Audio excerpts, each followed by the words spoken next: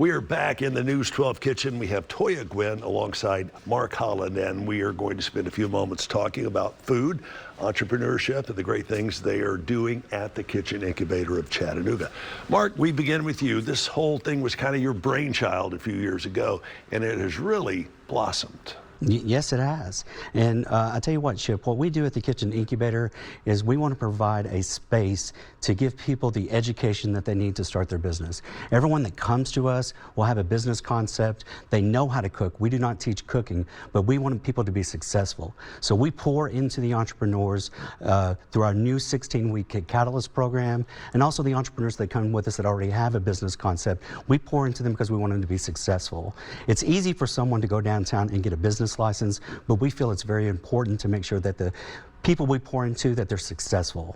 And that is the key thing that we do with our 16-week program. And Toya is one of our graduates. We're graduating next week, and so she is one of our graduates from our program for the last 16 weeks. What did you see in her when she came to apply? Well, everyone who applies for the 16-week program, I do an interview process. And so when I interview someone for the position, I'm looking for someone who is motivated, someone who is driven.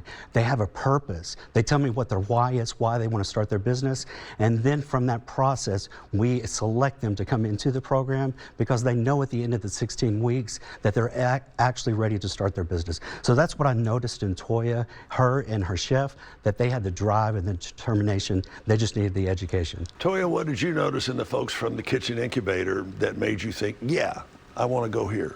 Most definitely. So they were very supportive, still are, very supportive, and just, it's all teamwork. It's all about teamwork and just learning new things, resources. So it's definitely helped a lot and giving me tips, and I'm just learning something new every day. You and your chef knew how to cook. You had that part basically under control. Tell me what additional things that are going to benefit you and your chef that you learned from these guys.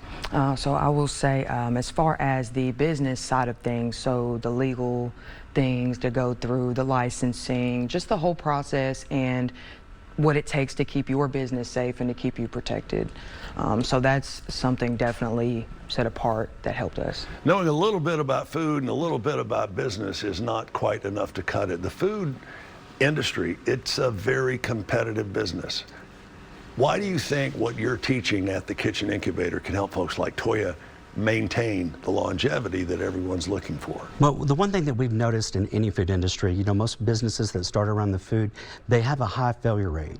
So what we noticed at the Kitchen Incubator, we needed to focus around finances, around food costing. So that is one thing we slow down with at the Kitchen Incubator during our 16-week program, is we want to teach them how to food cost their business so they have the gross profit margin that they need to succeed, and also all of the legal licensing and the taxes that go along with their business. So we kind of slow down around that, and that's one of the main things we focus on, is we know success has to do with finances. Are you a better person both in the kitchen and out of the kitchen thanks to Mark and his staff at the Kitchen Incubator? Yes, way less anxiety. Tell me a little bit about this dish that you have plated up here. Yes, so here we do have on the base, we have our mashed potatoes, our creamy mashed potatoes with our pork loin that is black garlic and smoked sea salt crusted.